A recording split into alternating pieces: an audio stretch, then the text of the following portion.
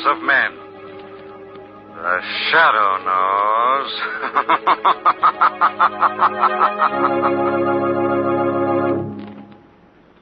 Once again, your neighborhood blue coal dealer brings you the thrilling adventures of The Shadow, the hard and relentless fight of one man against the forces of evil. These dramatizations are designed to demonstrate forcefully to old and young alike that crime does not pay.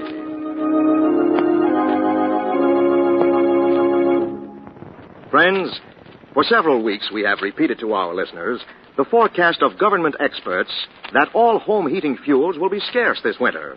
If you heat with coal, you're lucky, because you can store most of your winter's needs and be sure of warmth and comfort throughout the year.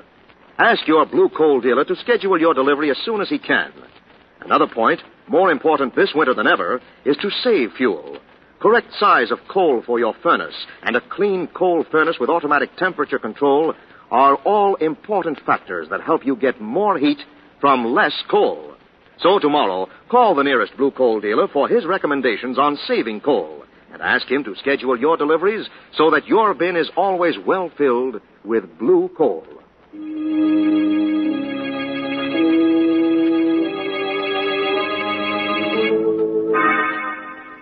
The Shadow, who aids the forces of law and order, is in reality Lamont Cranston, wealthy young man about town. Years ago in the Orient, Cranston learned a strange and mysterious secret, the hypnotic power to cloud men's minds so they cannot see him. Cranston's friend and companion, the lovely Margot Lane, is the only person who knows to whom the voice of the invisible shadow belongs. Today's drama, Doom and the Limping Man.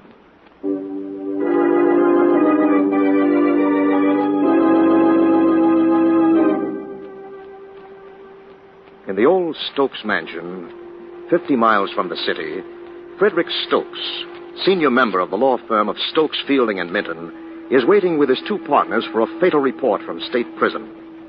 Victor Farnall is to be hung for the murder of his uncle, Judge Carter Farnall. The three lawyers, naturally, are interested, since it had been their combined efforts that had sent Farnall to the death house. It is almost midnight, when suddenly the library door bursts open. Fielding. Mr. Stokes, I want to see my husband. Vera, what are you doing here? How did you get into the house? I took one of your keys, John. I have to talk to you. Couldn't have waited until I got home. By that time, he'd be dead. Am I to understand that you've come here about Victor Farnall? Oh, yes. But why, Vera? I want you to stop his execution. Oh, see here, young man. I'm not appealing to you, Mr. Minton. Or you either, Mr. Stokes. You both consider this a brilliant legal victory. But John still has a few human emotions, and he'll never forgive himself for murdering Victor Farnall. Murdering? You know you took that poor, simple-minded man and used every trick in the book to convict him. Victor Farnall killed his uncle. What we did was only our duty. Was it your duty to distort the facts? To confuse the jury? To build a murder conviction out of pure circumstantial evidence? Mrs. Fielding. Oh, John, please call the prison and say you have a reasonable doubt. I can't, Vera. It's out of the question. Ridiculous. Please do it now. While there's still time. I'm afraid you're mistaken, Mrs. Fielding. 12 o'clock. There's no longer still time. What have you done? What have you done? I'll get it. Stokes Mansion? Frederick Stokes, please. Speaking. This is Warden Sanders of State Prison. Yes. Victor Farnall was hung on the stroke of midnight and pronounced dead 30 seconds ago. I see. Thank you, Warden. Well? For now, he's dead. Oh, no. Vera. Oh, it's happened. It's happened. Vera. She's just gone out in the hall. Leave her alone a while, Fielding. She'll come around. Meanwhile, I think the occasion calls for toast. In some of your best brandy, I hope. But of course. Let's see. Shall it be cognac? Cavassier? Who can that be? Get it, Fielding. Hello? I want to speak with a member of the firm of Stokes, Fielding, and Minton. This is John Fielding. You'll do, John Fielding. Who's this? This is Victor Farnall. Victor Farnall. What did you say? He says he's Victor Farnall. It's some kind of a ghastly joke. I'm calling to tell you three and all who belong to you that you've sealed your own doom when you plotted my death.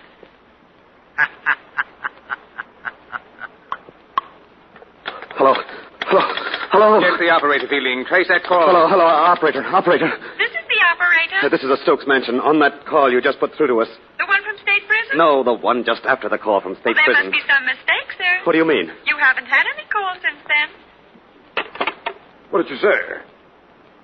She said that we've had no call since... What was that? It's Mrs. Fielding. Vera! Come on, quick! Vera, where are you? Screams came from right here in the hall. Wasn't time for her to get far. Stokes, Minton, look. What is it? There, at the foot of the stairs. A rope. Let me see that. You know what this is, don't you? No. It's a hangman's noose. Don't be ridiculous, Minton. What would a hangman's noose be doing at the foot of my... What's that? Coming from the attic. Footsteps of a lame man. Listen. Victor Farnall.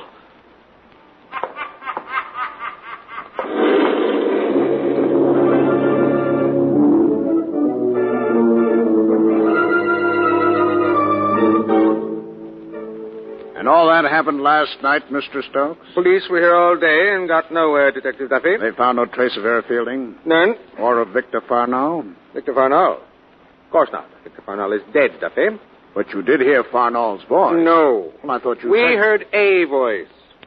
Could have been Farnall's. He was hanged at midnight last night at State Prison. But see here, Duffy, I've called you in for protection, but not against a ghost. Against who, then, Mr. Stokes? I don't know. Some crank, business enemy. Not an out-and-out maniac. Okay, then. That's a job. By the way, where are Mr. Fielding and Mr. Minton? Fielding should be here any minute. And Minton? The office. He'll be phoning soon. Good. If I'm responsible for your welfare, I'd like to have the three of you under one roof. Did you hear that? What? Sound like a door opened somewhere. Nonsense. The house is locked up as tight as a drum. Now then, as you were saying that... There is a draft. The door is open somewhere, Mr. Stokes. Where are you going? Have a look around. I'll go with you. Take it easy, Mr. Stokes. I'm being paid to take the chances. Yes? Stokes? Yes? This is Minton. Listen, Fred. Don't you think it'd be wise to pack up your things and get out of that house? Under no circumstances. Just for a few days. I don't intend to allow a non-existent goblin to drive me out of my home for even 1 minute. Besides, Mike Duffy's here now. Mike Duffy? Detective Duffy. You remember, the private operator who always does work for the firm? Oh. You called him in? I thought it best. All right, then. I'll be there in an hour. Pack up my things. Run away like a scared child. Who's that? Duffy, is that you? Is it? What are you doing? Playing a game with me? No. No, I don't believe it. It can't be you. Stop. Stop. No.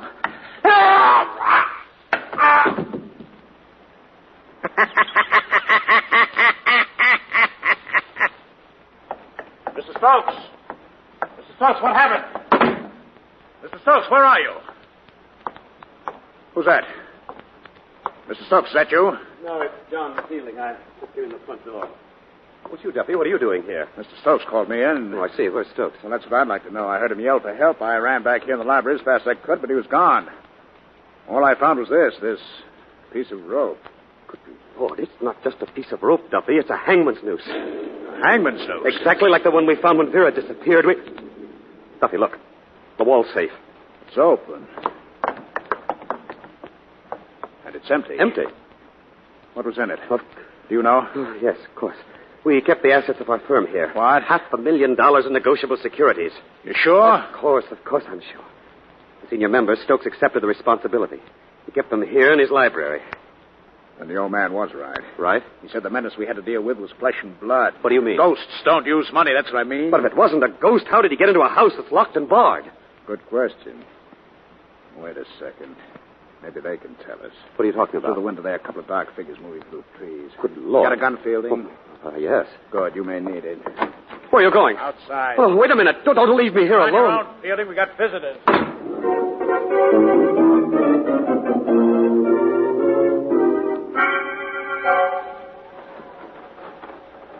Are you sure you heard a cry for help, Lamont? Positive, Margot. A man's voice is plain as day, and it came from this old mansion here.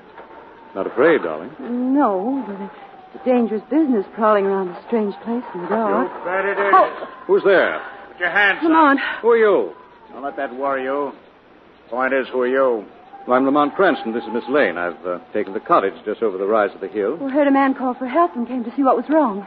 Helpful, huh? Yes, that's it. We hadn't done our good turn for the day. Well, it's never too late, Mr. Cranston.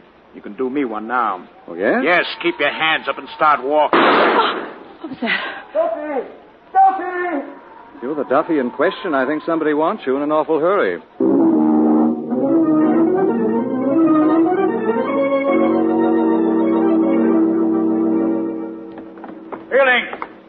Fielding, what was that shot? I just stepped out of the library door and I saw a figure limping up the attic stairs. When it wouldn't stop, I fired. Did you say limping? Yes. You know what that means, Duffy. Oh, no, it was lame. What was that? Forget it. Old man Stokes was right. Whoever's in that attic's probably a half-witted crank or a lunatic. But there's nobody there, Duffy. What? I went up and looked. The attic is empty. Sounds very much like a ghost, eh, Margot? I'm afraid it does. Oh, so you're on the ghost kick, too, huh? Maybe you've got your reasons. What reasons? I don't know yet. But when there have been 2 disappearances in as many days and a strange couple is picked up wandering around in the dark, it's time to call the police. The police? Tend to it, Fielding. Yes, Duffy. Lamont! Just a minute. Go on, Fielding. You've got your orders. What's this all about? You never heard of the $500,000 in negotiable securities, of course. A $500,000. Okay. I'll play along. Last night, Fielding's wife disappeared, and a few minutes ago, the owner of this house, Mr. Stokes, vanished into thin air. Aside from that, all I know is that there was a phone call out of nowhere from Victor Farnall. Victor Farnall. He was executed last night at state prison. Sure, I know. But according to Fielding, he's back from the grave for a return engagement. Listen. Did you hear that? It's coming from the attic. Yeah, you bet it is. Where are you going? Find out who it is. You want an extra hand? No, you two stay here, right here. And if you try to get past Fielding, remember he's got a gun. He likes to make it work. Well, Sorry, Margot. we couldn't have just stayed home and listened to a mystery story on the radio. Why listen to one when you can live one out, darling? Oh, if you don't mind, I'd rather just sit in an easy chair and turn the dial. Lamont! Come on, Margot. Come on up the attic stairs. Duffy! Duffy! Why doesn't he answer? Find it difficult, I'm afraid. Oh, Lamont. He's been hanged. Hanged by an experienced gallows bird, Margot. The rope around his neck is a hangman's noose.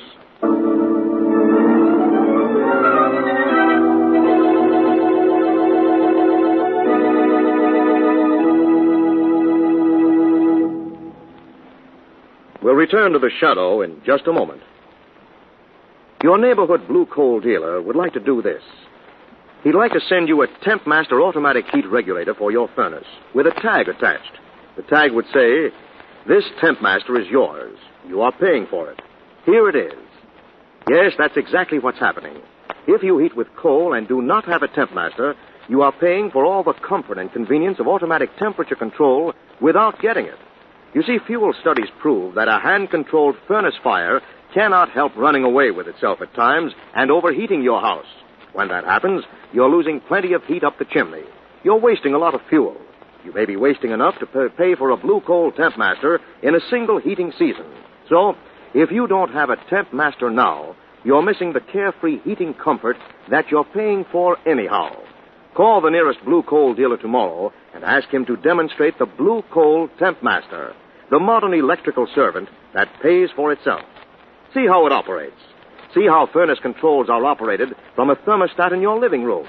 Remember, you're paying for a Temp Master anyhow, so why not get the comfort, ease, and more healthful heat you're entitled to? Call your blue coal dealer tomorrow. Now, back to the shadow.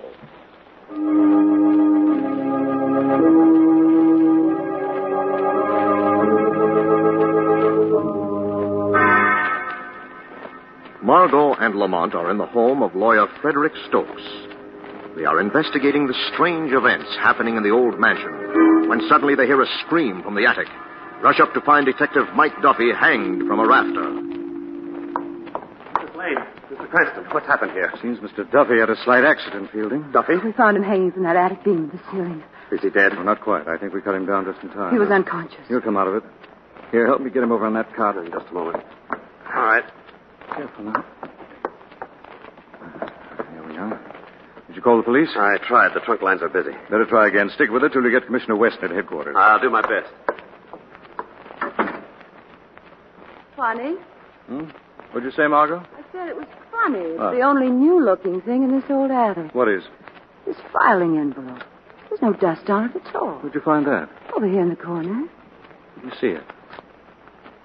Is anything in it, Lamont? It's more than a little, Margot. Oh, what's that? It's a legal document of some sort. Margot. What? Look, this is a murder confession. Murder confession? Yes, signed by Edgar Minton of the firm of Stokes, Fielding and Minton. Listen to this. In order to prevent his exposing certain illicit practices of my career, I, Edgar Minton, did murder in cold blood the eminent criminal judge Carter Farnall. What? Victor Farnall was hanged last night for murdering the judge. No, Margot. Minton's two partners probably helped him frame the poor fellow, but exacted this confession first as a club to hold up a Minton's head forever after. Who's that? I'm Edgar Minton. Edgar Minton. What's happened here? Well, it seems we have disappearances, ghosts, stranglings, three-ring circus, Mr. Minton. Where is Stokes? He's become part of the disappearing act. But I talked to him from the office not over an hour ago. Police are on their way, Cranston. Oh, good. Police? You say police, Fielding? Yes, and they can't get here too soon. We've been robbed, Minton. Robbed? Our $500,000 in securities is gone. What are you saying? Come down to the library and see for yourself. You'll excuse me, of course. Fielding and I have some pressing business. Yes, I'm sure you do, Mr. Minton. Lamont. Yes? Why didn't you accuse him of the murder of Judge Farnall? I want somebody else to do that job. Who? Old and mutual friend of ours, the Shadow.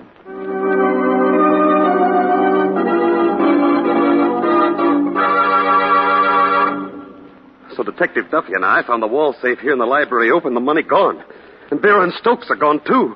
And you and I'll be next, Minton. Get hold of yourself. You and I'll be next, Minton.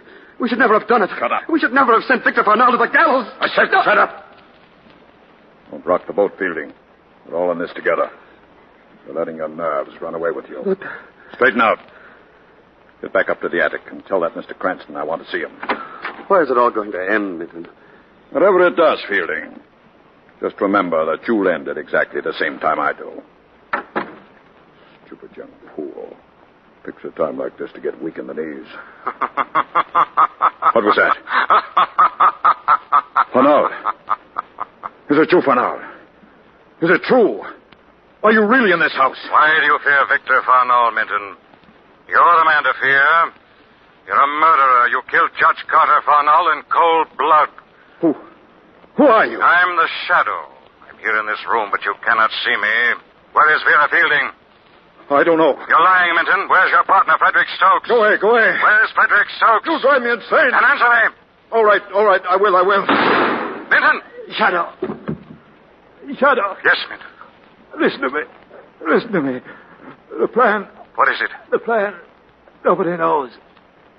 You get it, Shadow. A plan? Yes. Where is it, Minton? Sir Joshua.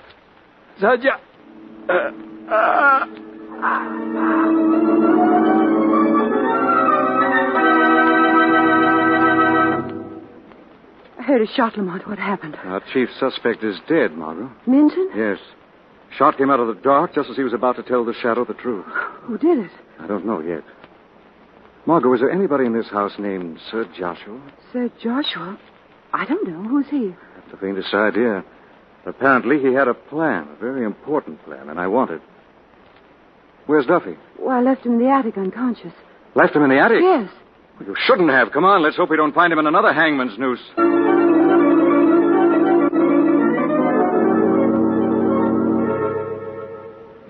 Duffy.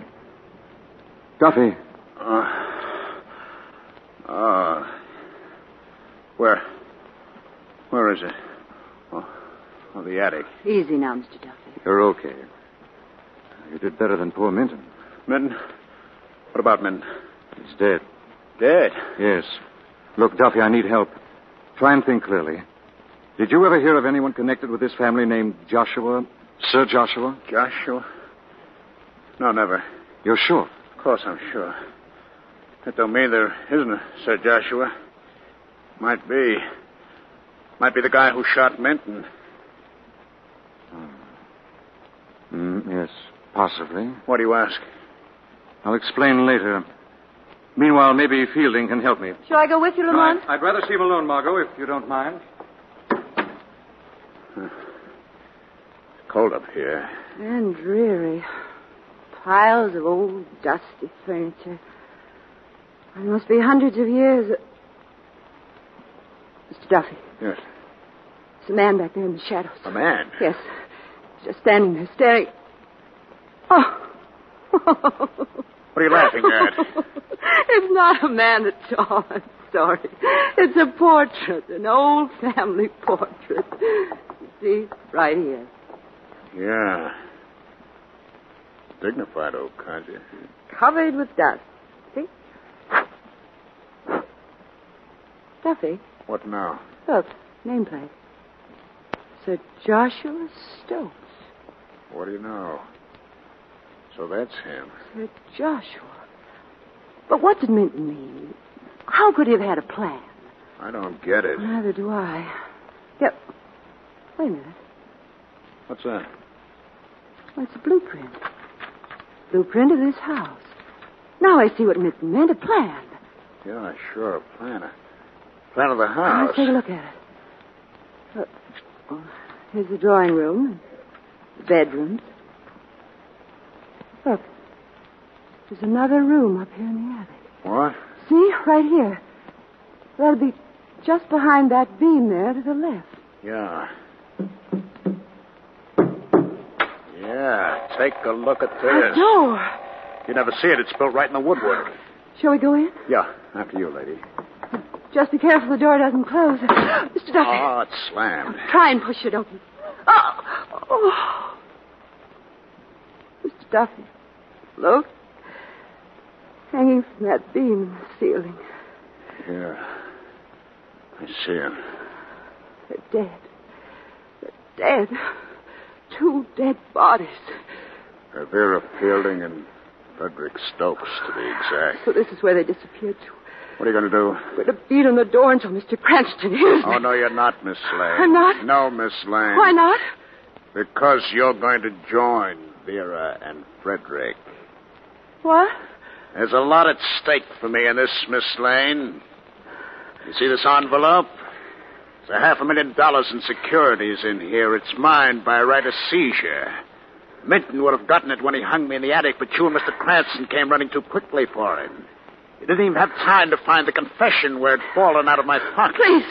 Please let me go. I'm afraid I couldn't do that, Miss Lane. Once I'm rid of Fielding, who knows the serial numbers, and of you, who know too much in general, I'll burn the blueprint, close this door, and the Stokes Mansion disappearances will go right on being a mystery forever. No. Please.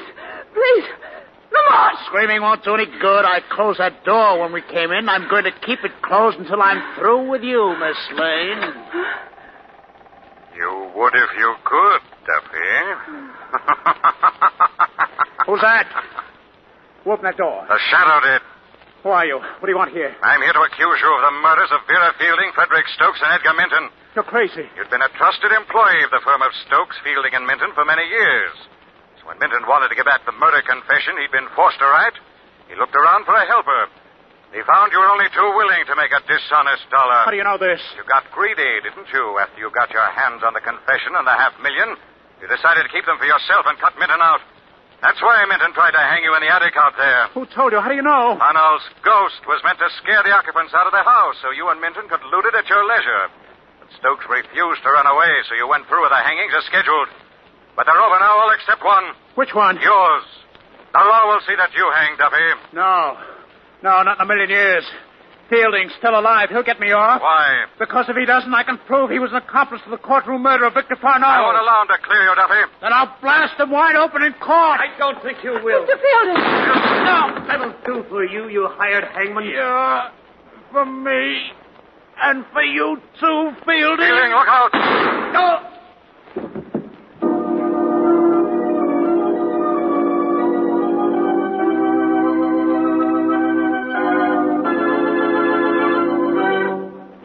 Good work, Lamont. Well, they did the work for me, Commissioner Weston. They shot it out to the death. What I don't see is how you knew to follow us to this room, Lamont. Well, I knew Duffy was the killer before I left you alone with him in the attic. When Duffy said that maybe Sir Joshua had shot Minton, I knew he was only pretending he'd been unconscious. The others had been hanged. So how, if he'd been unconscious, did Duffy know Minton had been shot? Oh, I see. After that, I kept my eye on you and him and saw you discover the secret room. And what was all this nonsense about a ghostly telephone call? You'll find a telephone over there in the corner of this hidden den, Weston. It was used to impersonate Victor Farnell. It's connected with the wires of the downstairs telephone. Childish trick, but effective. Then the voice threatening the death of the firm of Stokes, Fielding, and Minton wasn't Farnell's at all. Of course not. Whose was it? Duffy's? Perhaps. What do you mean, perhaps? Well, I mean, Margot, that since the entire firm is dead as promised, one might think of that voice out of the night as a voice of justice.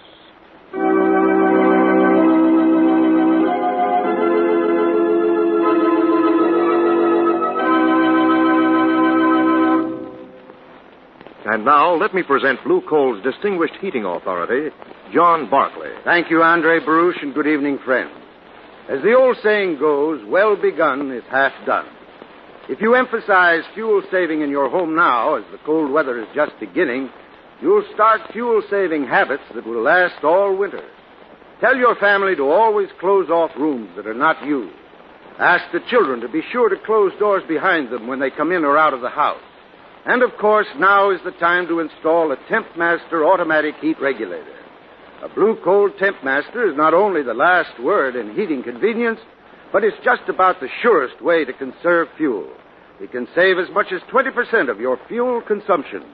Your neighborhood Blue Coal dealer can install a TempMaster easily and quickly. I thank you.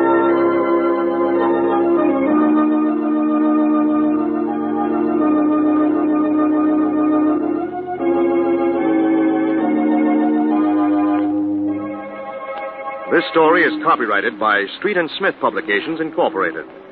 The characters' names, places, and plot are fictitious. Any similarity to persons living or dead is purely coincidental. Again next week, The Shadow will demonstrate that the weed of crime bears bitter fruit.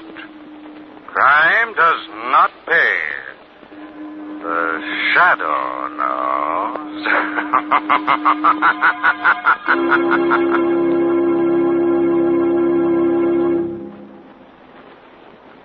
Next week, same time, same station, your friendly Blue Coal dealer brings you another strange and thrilling adventure in The Shadow's daring battle against the forces of evil. The Shadow is presented by the D.L.&W. Coal Company, distributors of Blue Coal. Lamont Cranston is played by Brett Morrison. Margot by Grace Matthews. Your announcer is Andre Baruch. Remember, it's Blue Coal for finest heating service. It's Blue Coal for finest modern equipment. It's Blue Coal for the best home heat money can buy.